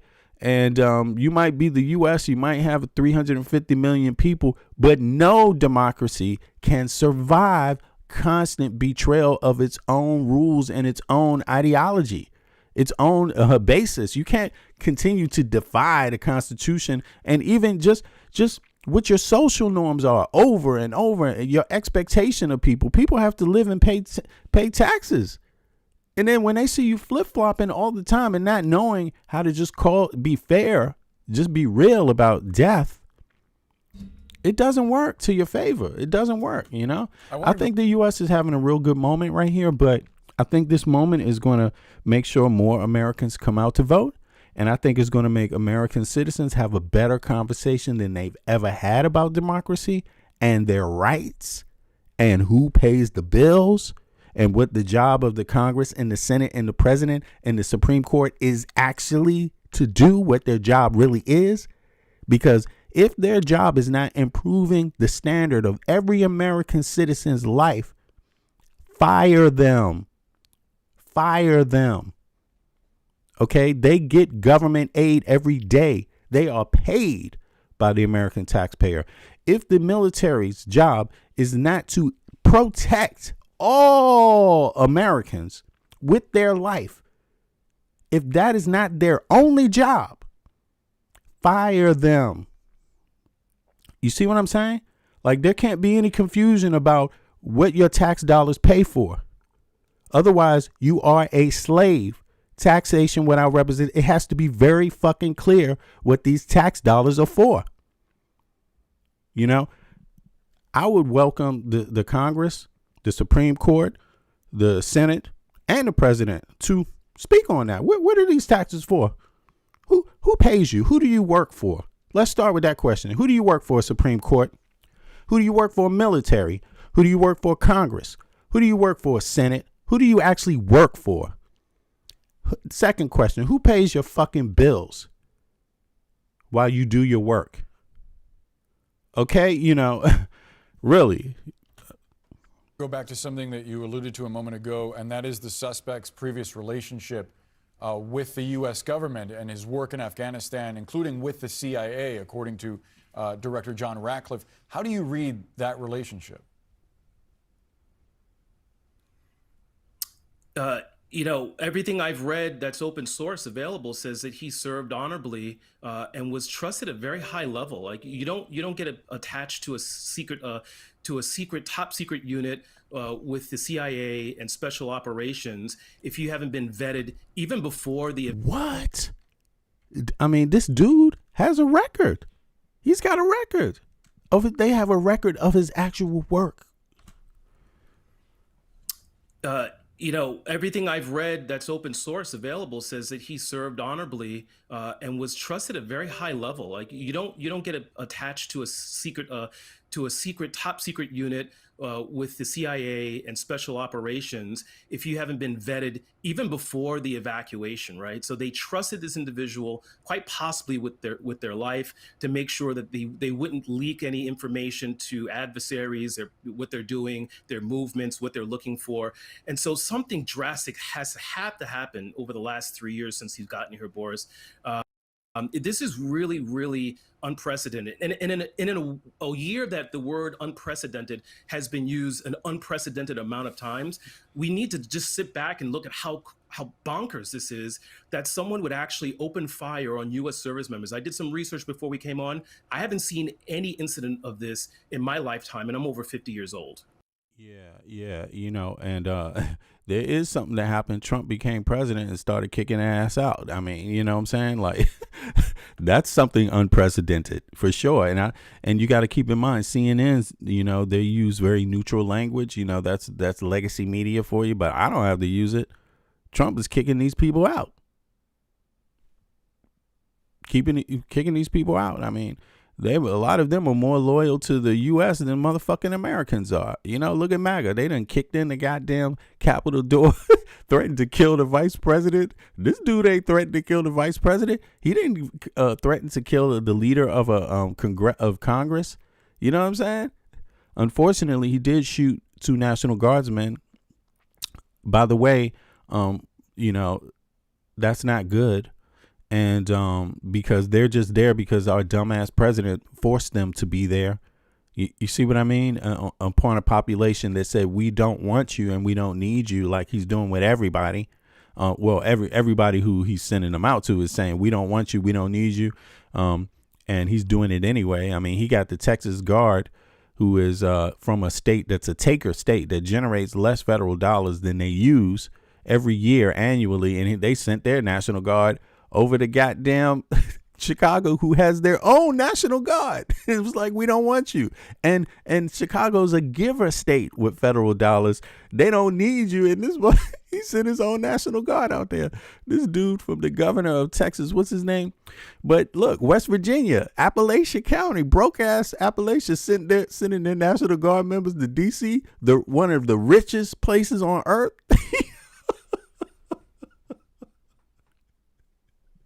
Why? Why do they do this? I mean, it makes no goddamn sense. It just makes no sense. You know what I'm saying? You sending guards from broke ass territories they should be there helping people get food. You know what I'm saying? They should be moving gas around so gas is cheaper, so food. So they should be out there building a goddamn electricity grid. So, they should be doing some shit to bring the prices down for people. Nope. They in DC with the rich people. I mean, you just make it make sense. I don't know, but in any case, there's more. So let's continue. Yes, and you saw the guy say that this dude he has a good record. He's been vetted. There's nothing about him being vetted. There's nothing about it. Yo, this guy. I'm gonna bet you. I'm going to bet now. I'm putting out bets. I hope you hear me. By the way, click the like button, please. It helps more people get the stream right now, and subscribe if you haven't subscribed. It also does the same. Now, check this out. I'm betting that it's Trump's executive order that sent this dude over the edge. I'm betting just like a guy getting fired from the post office, and now he can't pay his mortgage, and his family's going to be kicked out of their home. Something like that. Same shit when somebody goes out and shoots up the post office basically after working there. Anger, just lost his mind for a moment, just had a psychological breakdown. Life is real. Life is fucking real. And not that you shouldn't do that. It's wrong to do it. But Americans break down every goddamn day with a gun. They break down all over the place. Why? It's more likely for an American to break down with a fucking gun and shoot somebody than it is for an American to be admitted and to get health care these days. It's more likely you'll have a gun than you will have an education. a higher education. It's more likely because guns are cheap to get and education isn't. Guns are cheap to get, and healthcare isn't. You're probably about 1,000 times more likely to shoot somebody than to get medical care or to get accepted into a university just based on your grades. Like flat out, because that's the way it is, you know, and those are the priorities. That's what, yeah, it could be PTSD. Exactly. Of course. Of fucking course. Triggered by Trump. PTSD triggered by Trump. Because now that you know damn, my cousin, look, it doesn't even have to be about him. It could be his cousin. It could be his aunt that came from Kabul. It could be his child. It could be any of them, brother that just got sent back. And you know, he's going to die. And that triggers a whole lot. You know what I'm saying? It triggers what happened when you ran. It triggers what all those conversations before the U.S. military came, when you had to make those choices. Like, these are hard choices. Are we going to work with the U.S. military, or are we going to, you know, keep our head down and work with the Taliban just to stay alive? Well, you worked with the U.S. government, and now you're going to die. Basically, that will trigger me. You know. So, but let's play some more of this. The president called the shooting an act of evil and ordered more troops to be deployed in Washington. Nancy Cordes is in West Palm Beach. Nancy, you've got new information this morning about the suspect. So what are we learning? We are learning, Kelly, that this violence is a choice. I'm not saying you shouldn't go to jail and be prosecuted, but I'm just being real about it. I mean, you know,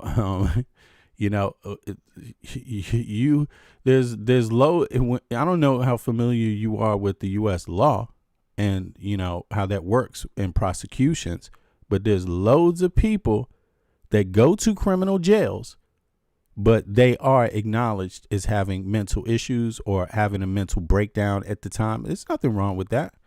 Suspect was you don't have a leader. You don't have to hide what motivated the person. See, motivation is part of it. It's part of their prosecution. It's part of their defense. It's part of their sentencing. You see, and a reasonable person that's not being biased understands that, you know. Now, you could just go chop his fucking head off like they do in Saudi Arabia if you want. You could do it that way. If you prefer, move to Saudi Arabia. They chop your hand off or chop your head off and don't want to know what the fuck your motive was. So, yeah. Of commandos in the Afghanistan war, and that he worked closely with U.S. and British forces. Here in Florida, President Trump announced last night that he is putting an indefinite pause on all immigration applications for Afghan nationals. I mean, that's what Trump, this is the same thing Trump did with Snap. Pause on Snap, everybody. I heard somebody told me something one day. Pause on Snap. Somebody told me something every day. Pause on hurricane relief. No disaster relief. Just pause on it. And we'll talk about it later after people die. Remember images like these from 2021 marking the U.S. Nothing comprehensive here. He's making a decision before the investigation is even over. The guy's alive. The guy hasn't even said what his motivation is yet. Trump is making an executive order. Withdrawal from Afghanistan and ending America's longest war as the Taliban regained control of the country. In a social media post Wednesday, Homeland Security Secretary Kristi Noem said the suspected gunman in the shooting of 2 National Guard members came to the U.S. through a Biden-era program to evacuate Afghan nationals, including many who had worked with the U.S. military. A DHS official tells CBS News the suspected gunman was granted asylum earlier this year on humanitarian grounds. Yeah. Under the Trump administration, you know, that was the asylum he was granted was in April 2025. Yeah, Trump was president. So, you know, and but here's the thing. You could argue it was Biden. Just because it's Biden doesn't mean it was wrong. Does it? I mean, does everything Trump do, just because you make it Trump, does it make it wrong or right? You know? And so otherwise, if you think it is, then you would have to be biased. I don't think everything Trump does is wrong. I don't think everything Biden did was necessarily right. However, I voted for Biden He's a better president than Trump ever will fucking be. I voted for Kamala Harris. She definitely was a lot better. You know what I'm saying? So, see, there's nuances there. You see?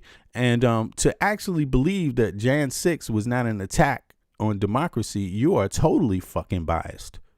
To actually believe that, no, it's okay to threaten to death, to call for the death of the vice president. If you think that's okay, you have nothing to say in this conversation. You can't be used for anything because you're utterly biased. If you believe it's okay for people to kick in the door of the Capitol building and call for the death of Nancy Pelosi, there's nothing you can offer in this conversation. You're biased, and you will stay that way. One of the suspect's former Afghan colleagues tells CBS News the suspect was a commander who led a unit of Afghan commandos and special forces in southern Afghanistan. Look at this. Commander who led unit of Afghan commandos worked closely with the U.S. and British forces. I mean, yeah, Biden did have to clean up this mess because Trump is the one who signed the deal to say they had to leave in the first place. You see what I mean? Biden tried to keep the deal, and then all they did was criticize Biden for they would have criticized Biden no matter what. You're supposed to leave. How come you didn't leave? Trump set it up so you could leave. And then when he tries to get to follow those standards, because Biden was like, this shit is not going to go out well. This is not going to happen well. And he said it in the news.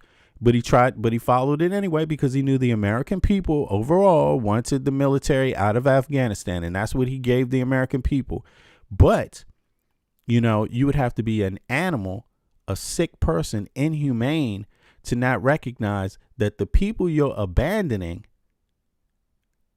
they're the enemies of the Taliban. They will be slaughtered. You don't win wars being inhumane. You don't win conflicts being inhumane. That doesn't serve the United States of America saying I'm inhumane, and, it's not necessary. You have all the other levers. You don't have to be inhumane. You see, it's just ridiculous. It's just like being gross when you have every advantage not to be gross and be effective. You see what I mean? It's not an excuse, but yeah. And worked closely with U.S. and British forces. The former colleague says the suspect was a, quote, tough and solid commander who fought against the Taliban and helped escort and protect supply convoys.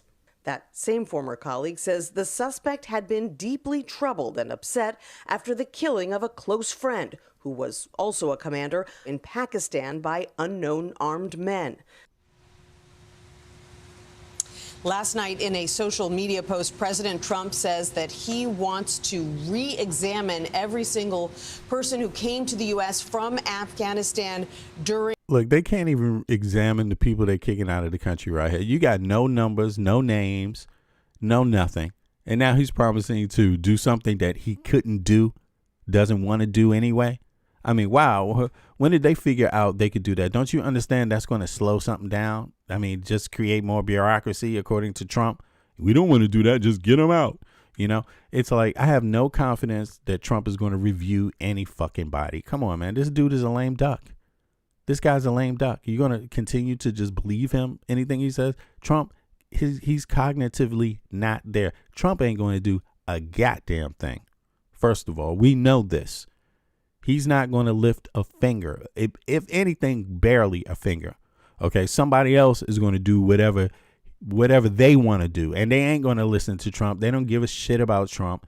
Trump is just there so that, as a puppet at this point, he's a front man for a criminal organization that is allowed to do whatever they want to line their pockets, essentially. During the Biden administration, he also said that he is requesting that an additional 500 National Guard members be deployed to the nation's capital in the wake of. Right. You see what I mean? We know that was Stephen Miller because, okay, you got 500,000. Now you're going to send you hear this ridiculous shit? Look, so can 500,000 more stop a person with one gun from traveling the country all across the country legally with a weapon? Legally coming into D.C. and shooting 2 guards.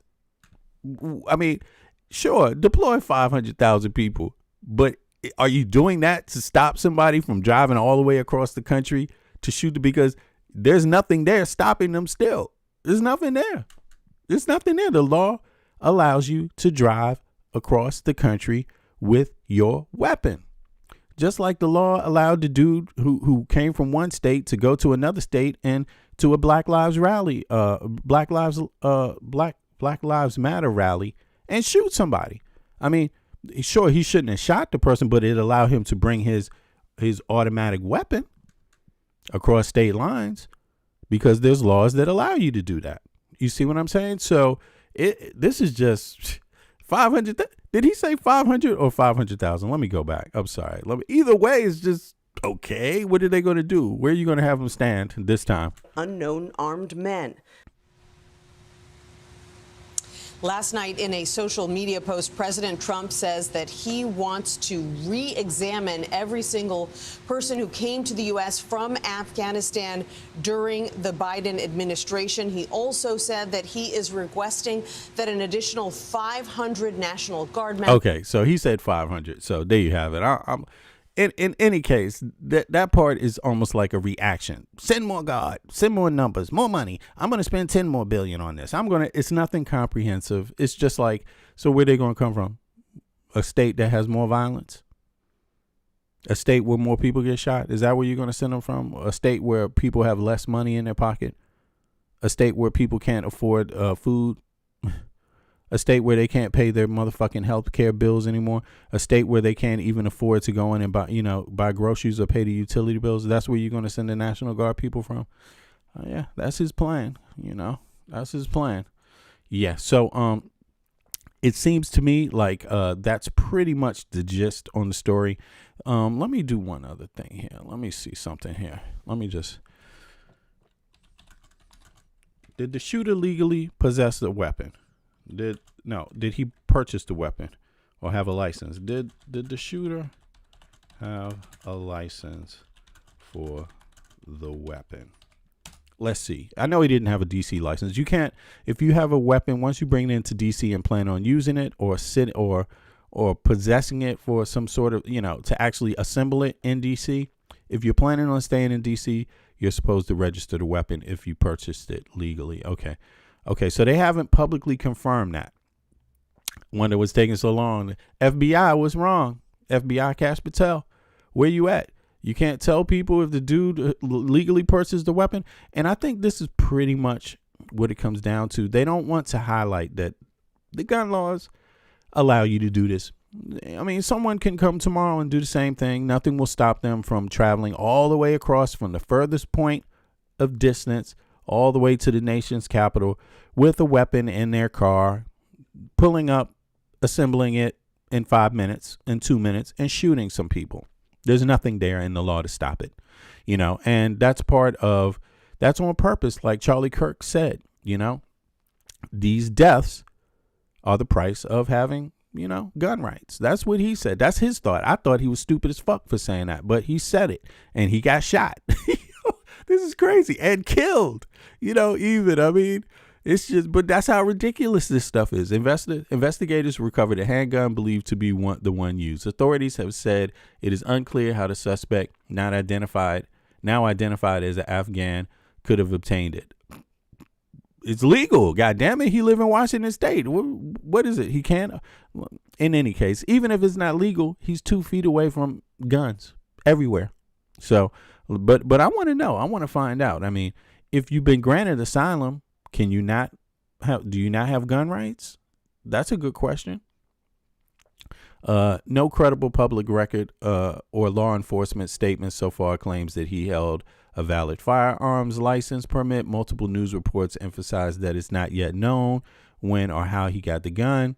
Because of the immigration history, he came to the U.S. under humanitarian parole and later was granted asylum, but does not apparently yet hold a permanent residence.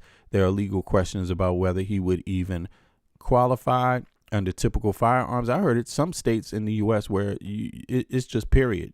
You can own. You're not even allowed to even deny a person a weapon. But let's see here.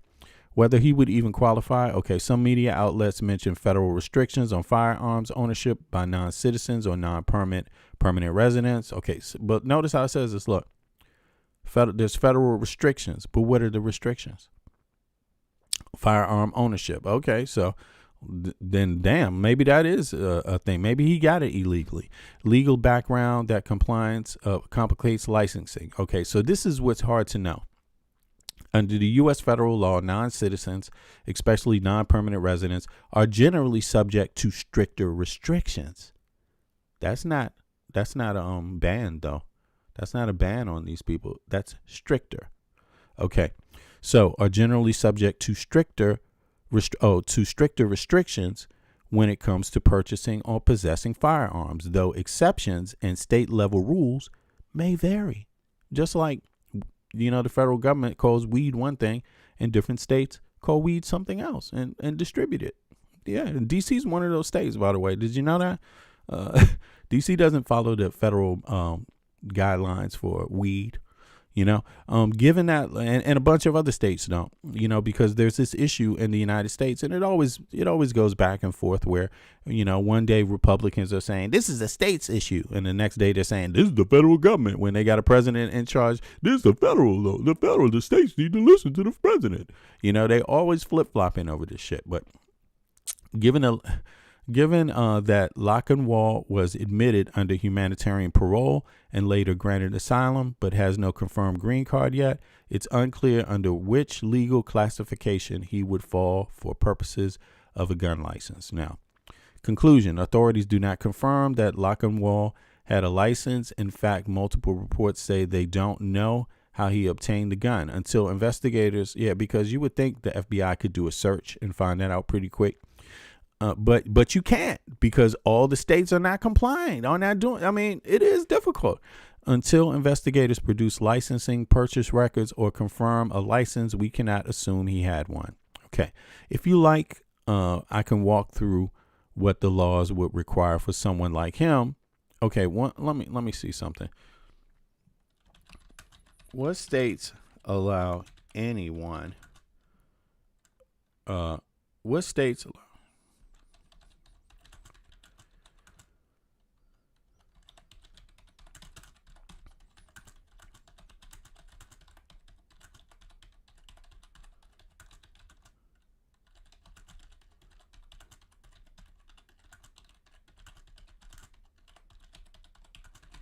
Yeah, let's see here. Okay. Now let's see here. It says under federal law, U.S., who cannot buy firearms? Felons and certain domestic abusers. Okay, so that's federal law. He's not a felon. He's not a domestic abuser. People under 18 for handguns, under 21 for long guns. He's not under 18 or under 21. I mean, he's handled a fucking weapon in Afghanistan. By the way, he knows how to use a gun and probably some more shit. Okay, so undocumented immigrants or not. I mean, he knew how to handle one well enough to be around and operate with U.S. military. So, you know, undocumented immigrants or non-permanent residents without proper status. What's proper status? Those adjudicated as mentally ill. Those adjudicated. So he wasn't adjudicated of being mentally ill. By the way, any sane person can have a mental lapse. Did you know that? A bout of mental illness. Did you know that? Yeah. It's just that thing. You don't have to be a doctor doesn't have to, state that you are mentally ill. A doctor doesn't say that. It has nothing to do with that. It could just be something that happened one time and never happened again. You never experienced it before and never happened again. This happens to people all the fucking time. In case you don't know, they don't all have a gun though. Okay. What documentation is required? A federally licensed dealer, right? A federally licensed dealer. Okay. So there's other types of dealers, maybe must run a background check. Okay. So they must run a background check called NICS, NICS. For non-citizens, the buyer must provide proof of legal status, e.g. green card, valid visa, or certain types of temporary status. Okay, that sounds like what something he might be looking for. Humanitarian parolees can qualify in some cases. Right. See 18 U.S. Law, USC 922. I mean, again, he was operating with U.S. forces. So, yeah, everybody look that up. USC law, USC 922 D5. Okay. So federal law does not allow anyone without ID to buy a gun. Humanitarian parolees may legally purchase it if the dealer accepts their paperwork and the NICS check passes. Okay, so it sounds like this is what happened with him. Now, let's see here. State level restrictions. Gun laws vary widely state to state. Here's the spectrum for handguns. Okay, now Alaska. Let me open this up. I don't know how many of y'all can see this. Yeah. Okay. So y'all can't see it. Okay, that's good. So let me see here. Alaska. Okay, it says here, Alaska, Arizona, and Wyoming. No state license required to buy long guns. Handguns may require only federal background checks. Some have permitless carry. ID still required for purchase. Okay. Florida, Texas, Georgia. Background check requires ID and age verification mandatory. Purchase permits may or may not be required. That doesn't sound too strict. California, New York must have state handgun license. Waiting periods, registration may require. Damn, California got stricter laws than Georgia, Texas, Wyoming, Alaska, and Arizona. Just for a thought, just for thought. Let's see here. New Jersey. Okay, California, New York, New Jersey, and Massachusetts. It's actually pretty strict. They say they must have state handgun license. Waiting periods, restrictions may require safety training, background checks, plus ID and additional verification. Key point. Even in Alaska or Arizona, an FFL gun dealer cannot legally sell a firearm to someone without any ID or legal documentation. Well, he had ID and he had legal documentation. Permitless carry applies to carrying, not buying. Okay. Could someone like Lochinwall legally purchase in a low restriction state? As a parolee, recent asylee, he could theoretically qualify under federal law if he had proof of status, parole, or asylum grant. There it is, right? Past NICS background check. Yeah, if you didn't commit a crime, then yeah. Some loopholes or vulnerabilities exist. Private sale, gun shows, and permitless states. Wow. Yeah, permitless states. No federal ID check if both parties are in the same state, and no FFL is involved. Is Washington State one of those states? Let's ask. Some states allow private sales without background checks, although selling to someone known to be an illegal purchaser is still a federal crime. States like Arizona, Alaska, Montana have very few state requirements for private sales. In practice, law enforcement has been investigating how Lochinwall obtained the gun. Reports indicate uncertainty whether he bought through a FFL dealer or private sale. Okay, this fits the loophole private sale theory. Okay. No U.S. state allows literally anyone without ID to purchase legally from a licensed dealer. Weakest state laws: Alaska, Arizona, Wyoming, Montana, and southern states, especially for private sales at gun shows. Someone like Lochinwall could have purchased legally if he had sufficient proof of asylum, parole status, and passed the NICS checks. He bought in a private sales in state with minimum restrictions. Okay, that's a typo, but yeah. So let me ask, what about Washington State? I don't even know if he came from Washington State. He drove from Washington State, but I don't know. That doesn't mean he was a resident. Handguns and rifle shotguns in Washington State.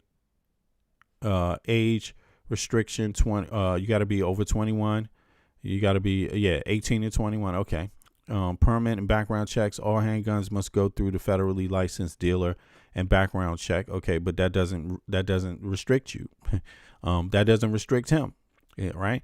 Law requires firearms transfer permit only for private sales out of the state residence. Private sales with the state do not require a state permit, but must comply with the background check. Okay, well, he's not a criminal. Any FFL sale requires valid ID. Okay, he had valid ID. For non-citizens, a purchaser must show legal status document, green card, asylum, parole paper. He had that. Waiting periods, other restrictions, no state mandated waiting period for a handgun. But yeah, open to carry, legal, concealed. Okay, so let me see. Could he have legally driven with a disarmed handgun across the country? Let's see that one. And then I'm out. I just want to check up on this. Sorry for the delay, y'all. Let me see here. Short answer, yes. Okay, in most of the U.S., a person can legally drive across the country with a disassembled or unloaded handgun if they comply with federal transport rules. Yeah. So I'm gonna leave you all for that today. And you know, everybody should research this on their own, by the way, and let me know what your thoughts are. By the way, even if you hear the video on the replay, let me know your thoughts on this one. It sounds like a good conversation for a gun. It sounds like a good gun conversation about gun rights. I mean, I'm not, get it straight. I believe in gun rights myself, right? But I believe in things that some other Americans don't believe in, by the way, right? So, you know, just because you believe in gun rights doesn't make us the same, right? Like me, myself, I'm not listening to no motherfucker with a mask. Like, that makes me a little different from a lot of Americans. And I'm just telling you, if I possess a weapon and I'm confronted by someone with a mask, it could go either way, because I may not be able to identify what they are doing, because I come from an urban city where criminals wear fucking masks. Okay, I come from a city where motherfucking police could be corrupt. I come from a country where federal agents could be corrupt. So miss me with all that bullshit, right? But having said that, I believe in gun rights, but I think it's important to not let them scapegoat, what happened here. Let's not scapegoat it. If we want to be real, let's deal with what really happened, what was really going on in the person's mind, hear their story, find out if there's something we could have done better, and not just do a whole lot of bullshit. You see what I mean? Because obviously this is taxpayer dollars, taxpayers' dime, taxpayers' time. And we shouldn't pay for bullshit. We shouldn't pay for a bullshit conversation. We shouldn't pay for bullshit action that ain't going to do nothing but just let one other person do the same thing tomorrow. You see what I mean? And again, people shoot motherfuckers in the United States every day, B. Afghans and immigrants are a tiny percentage of that. Americans like to shoot, okay? And have all kinds of reasons for it. Americans do school shootings. Americans burn down churches with people in it, okay? Americans do all that stuff. Americans blow up or attempt to blow up Republican and Democratic headquarters. I mean, I don't know if that's an American, because they haven't caught the person on Jan 6 who put pipe bombs in front of the DNC and the RNC in Washington, D.C. This Trump administration has failed to find out. The Biden administration has failed to find out. But in my mind, I do know one thing for sure. People that worked with the United States government and worked with the United States military and faced the risk of death because of it should be granted asylum, and there should be no question about it whatsoever, and their family members. So on that note, I'm out. I appreciate everybody for coming out. I hope we could do better. But right now, this is what we got. This is what we got. We got this in the White House right here. This is the comments that our president got for us and everybody else who cares, you know. Unlimited future. You know, he have this kind of remarks. It has to be legitimate because, you know, let's see here. we're going to get him out. There we go. Honor to be with you. It's an honor to be working with you. We have the strongest country we've ever had and even come close. And everybody knows 3 years ago, they didn't respect us at all. They laughed at us. Nobody's laughing anymore. So I just want to thank you all very much. I'm very proud of you. Thank you. Thank you. This is what we got right here. Watch. Thank you very much. Okay. We can cut that then. We can cut that. Hello. Hello. Good to see you. Thank you so much. Happy Thanksgiving. Thank you. You too. A question about this tragic shooting in Washington, D.C. U.S. officials say that the suspect worked very closely with the CIA in Afghanistan for years, that he was vetted, and the vetting came up clean. He went cuckoo. I mean, he went nuts. And that happens, too. It happens too often with these people. You see them. But look, this is how they come in. This is how they're standing on top of each other. And that's an airplane. There was no vetting or anything. They came in unvetted. And we have a lot of others in this country. We're going to get them out. But they go cuckoo. Something happens to them. Your DOJ IG just reported this year that there was thorough vetting by DHS and by the FBI of these Afghans who were brought into the U.S. So why do you blame the Biden administration? Because they let them in. Are you stupid? Are you a stupid person? Because they came on a plane along with thousands of other people that shouldn't be here, and you're just asking questions because you're a stupid person. And there's a law passed that it's almost impossible not to get them out. You can't get them out once they come in. And they came in, and they were unvetted, they were unchecked, there were many of them, and they came in on big planes, and it was disgraceful. And if you look, you'll see there was a law passed. It makes it almost impossible not to let them in, not to certify them, so to speak, once they come in. And they came in, and they shouldn't have come in. And frankly, the whole thing was a mess. The whole Afghanistan situation was a mess. It should have never taken place. If we're going to go out, and we would have gone out because I had everybody ready to go, we're going to go out with strength and dignity and precision, and we would have left from Bagram, and we would have kept Bagram, by the way, because of its very close relationship to China and where they make their missiles. All right, y'all. Well, do me a favor, click the like button, subscribe if you haven't subscribed to the channel. I'll be back with y'all in the next 24. Peace, y'all. I appreciate y'all. Crime babies looking for food, starvation, the recipe, people subdued. When the people you trust got it in for you. Deceit is the word of the day and every clue. Don't let it go. It's from the days of old. Time is up, but some still do not know. Can I make up my mind? Is it worth the dime? Do I have to take a minute just to make it mine? Life's never fair, but don't listen to the TV. Go out and take a listen to the streets with the people in the slums and the homeless bums with degrees and degrees sitting under a tree. It's not easy in the world for the poor man, the one that brought you to reality. See, they don't want you to know about the black sheep, leaving 7 roads to the 12 families all around the globe with an ancient code. Is it really asking a lot to say a death old? Cause we sitting on the earth looking back at extinct, and I'm standing on some ground that's about to sink. I ain't scared for a minute, I ain't about to blink, but I documented for the world what I see and think. Feel we on the call and up and we on the break. All Congress gonna do is waste paper and ink. Vote or die. You voted and you'll die. You can have it both ways, can't say it's a lie. You can march all you want, but they playing you wrong. They only understand war, it's the same old song. They want war, all they really want is a war. Diversionary tactic to make the big score. The diamonds in the morning, you know they want more, but they wanna keep you low, so they manifest the war.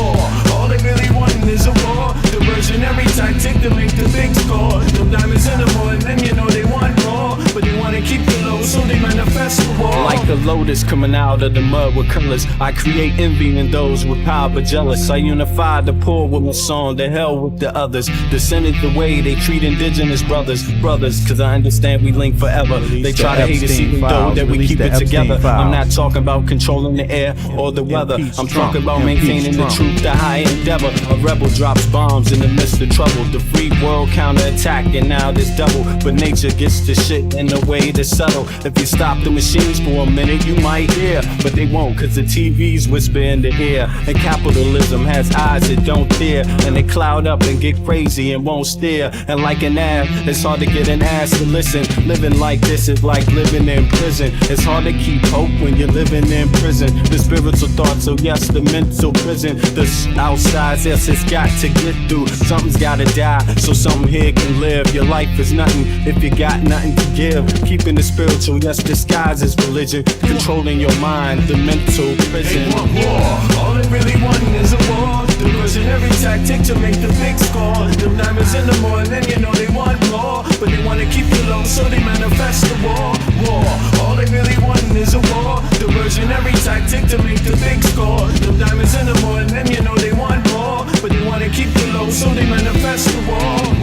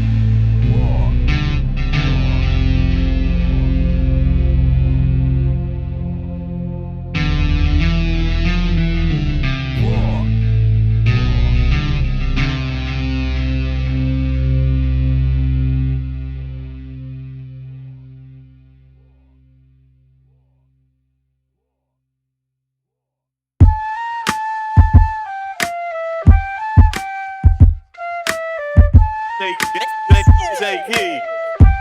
Take heed. Take heed. Take heed. Take heed.